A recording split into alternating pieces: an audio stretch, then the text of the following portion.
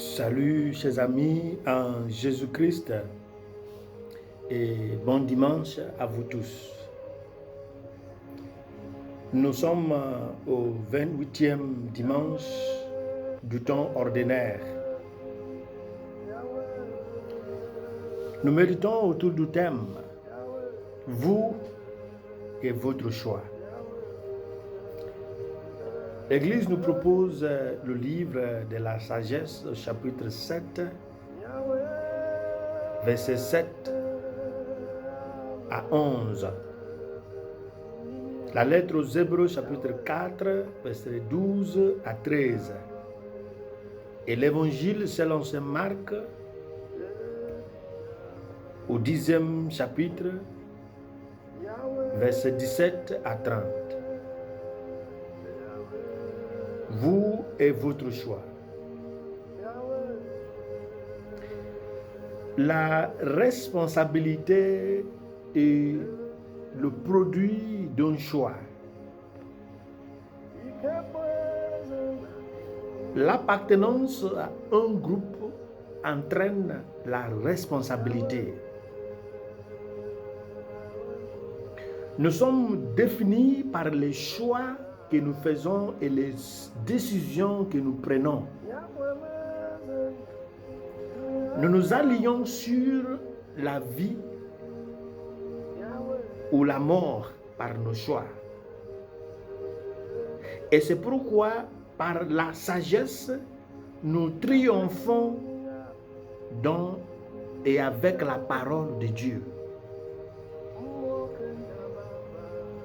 Le choix de la sagesse est le meilleur de tous les choix et une existence dans le domaine ou le royaume de Dieu.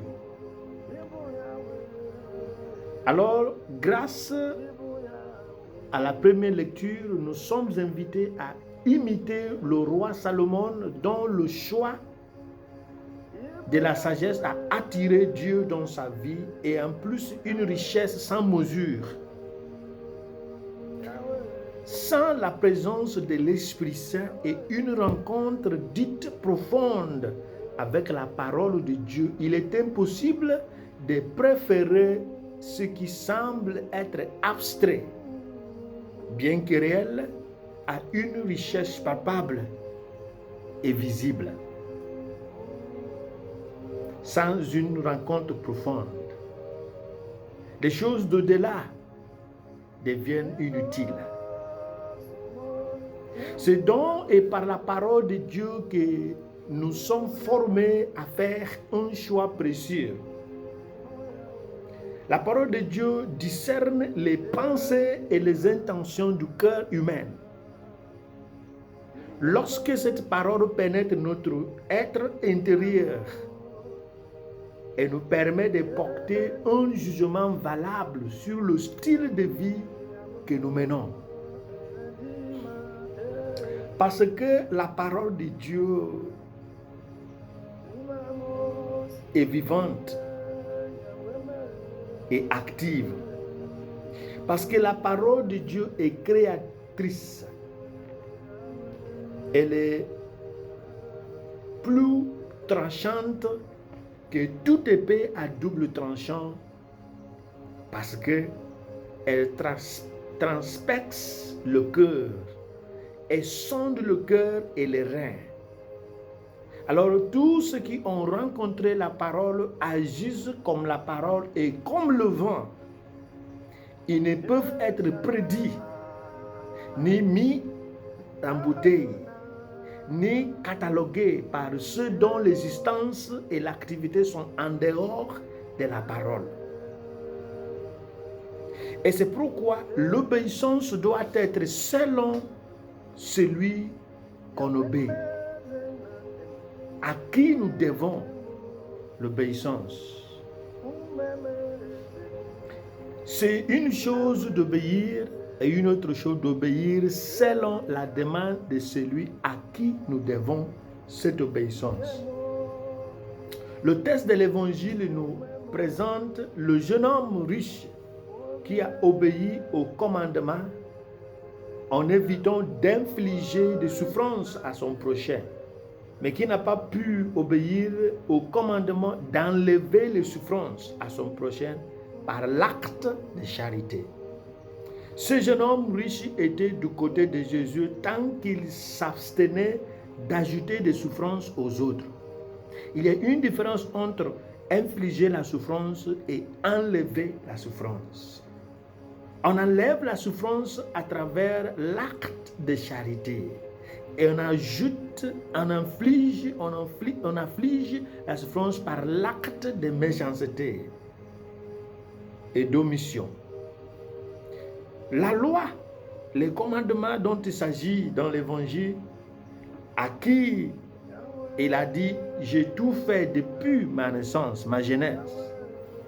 Ne pas tuer signifie d'éviter la souffrance de priver quelqu'un de sa vie. Ne pas commettre l'adultère, éviter la souffrance de suer sa dignité. Ne pas voler, c'est éviter la souffrance de priver quelqu'un de ses biens. Ne pas porter de faux témoignages, c'est éviter la souffrance de ruiner sa réputation. Ne pas frauder, c'est d'éviter la souffrance de priver quelqu'un de son investissement. Honorer son père et sa mère, c'est éviter la souffrance d'un effort vain. Nous pouvons éviter tout cela, mais l'impact sur l'autrui est une autre affaire. Et c'est ce qu'on appelle un sacrifice.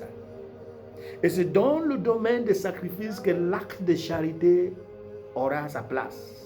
Et c'est pourquoi le roi David va définir le sacrifice ainsi, lorsqu'il disait, dans le deuxième livre de Samuel, chapitre 24, verset 24, il a dit « Je n'offrirai à mon Dieu un holocauste qui ne me rapporte ou qui ne me coûte rien. » Lorsque nous allons nous lancer dans le domaine du sacrifice, nous offrons ce qui nous coûte.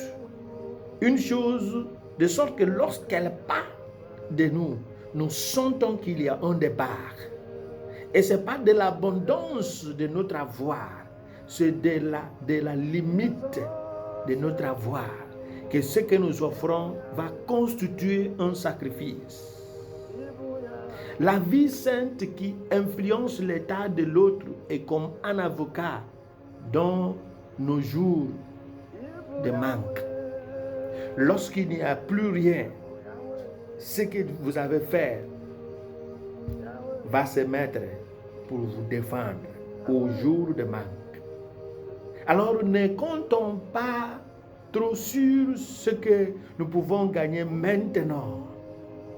Il n'est pas nécessaire que nous avons assez de nourriture, de boissons, d'argent avant d'essayer d'aider. Pour que nous puissions en tirer des profits après, il faut que nous soyons prêts à nous priver de plaisir pour que quelqu'un se sente un peu à l'aise. C'est ce qu'on appelle le sacrifice. Cet homme qui est riche ne pouvait pas le faire parce qu'il ne veut pas enlever la souffrance de la vie de l'autre parce qu'il a pensé qu'il se pourrait que nous faisons qu'il soit privé de ces biens dont il aura besoin. Que Dieu qui est notre Père, qui nous bénisse, qui nous fasse grandir dans l'obéissance selon la commande de qui nous devons l'obéissance. Amen.